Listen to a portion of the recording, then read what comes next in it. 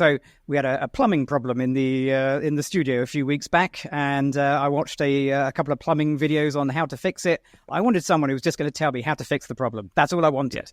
Okay, I didn't want someone who was going to say, "Hey, this is amazing." And there are plumbing videos. Trust me, there are plumbing videos out there from people who are super enthusiastic.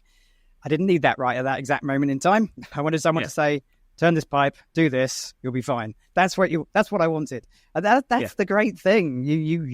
You want something out of a video, and some people want education, some people want entertainment. I like to think I do a little bit of both. I think if people are enjoying, laughing, having fun at my expense most of the time, then they're actually listening to the education as well. And I'm sure it's the same when you were teaching music. You had students who were very technical and wanted the technical bits, but then you had those that are just doing it for the fun. Yeah, and then exactly, and then also there's your own personality that comes into it. I remember like as a guitarist, I think for a long time, maybe through the 80s and the 90s in particular, I think I was much more technically minded, and then eventually as I went more into the creative field. But in photography, I find that there's the same thing.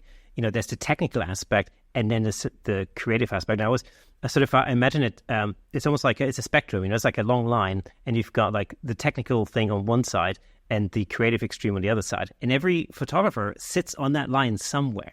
Some people are more veering towards the creative, other people are veering more to the technical. And if you're really super, super, super lucky, you're like slap bang in the middle.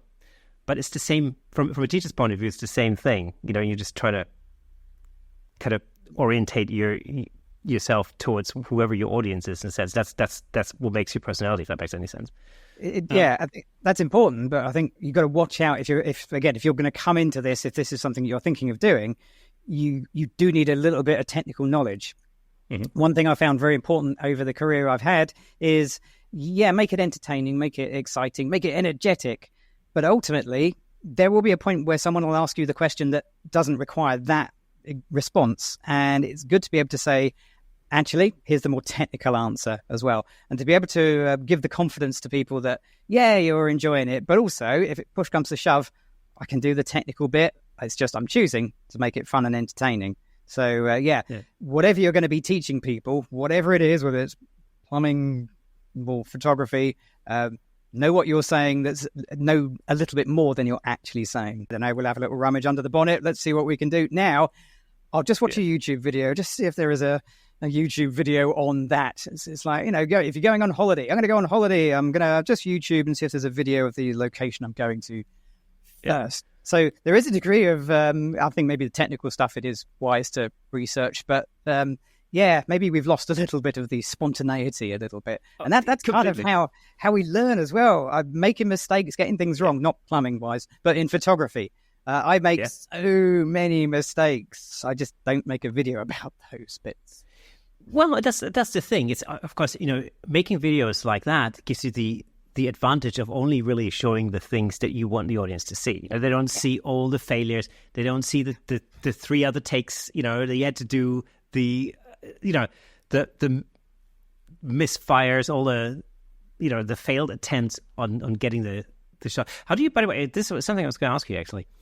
Well, there's many things I was going to ask you, but it's one thing. Do you start with the final shot first, or do you go through the process and then the final shot, let's say that appears on the thumbprint, is that a product of you making the video, or do you start with that final shot and then work backwards? Yeah, that's a good question. So I usually start with a final picture in mind. So I've got mood boards. Pinterest is my friend. I do a lot of Pinterest mood boards. So if I've got an idea, I'll go and pull together some ideas. And that is my way of sort of, I guess, getting a final image in my head that I can explain to the model and my little team around me of what's in my head, because that can be very hard to get out. The reality is that final image that I've researched is nothing like the final image I end up with, because there's too many other variables in play. So I start with the final image in mind, but it's never the final image that I'm actually going to take. Usually in the studio, I can rehearse. So in the studio, I have my amazing Polly with the polystyrene head on a stick, who is my model. She stands in for the model, so I can put her in the same lighting and test it all out and make sure that the basic idea works. Occasionally, I'll put myself in the picture. So I'll jump in and be the model, because humans versus polystyrene is a different experience. That's pretty good. And what I generally find is if it works okay with me or with Polly, then it is 10 times better with an actual real person. A model they are a skill in their own right. So I leave them to do the modeling bit, and that usually makes my pictures really pop. So the final image, yes, I have an idea.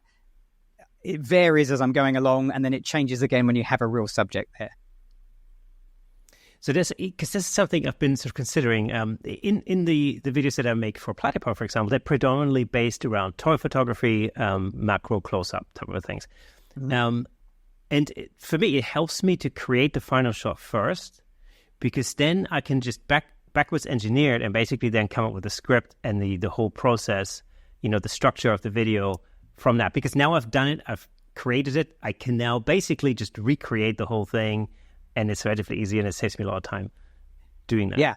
No, I can see where you're going with that, because, yes, sometimes the idea that you set out with changes when you actually get to the location or the environment, whatever it is you're suddenly finding yourself in, and you've then got to work backwards, because kind of like, I thought I was going to do this, that didn't happen, but I've got this, which is pretty good, so let's see if we can build a story around that.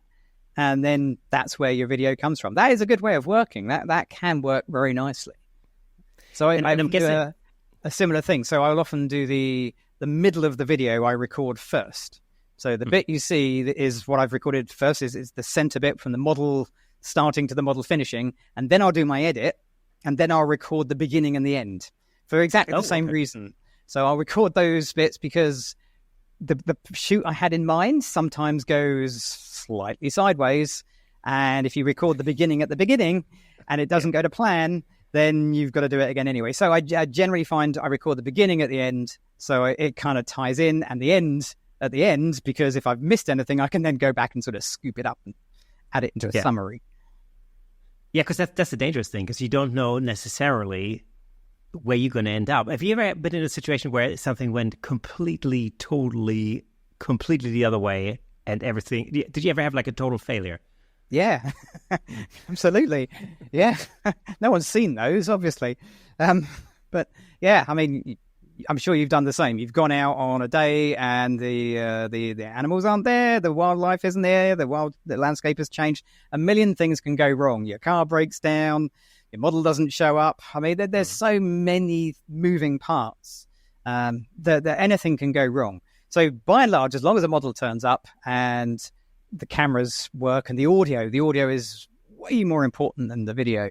As long as those bits work, I can probably make something of it. But I have had things where I've had an idea and for one reason or another, it just looked awful at the end.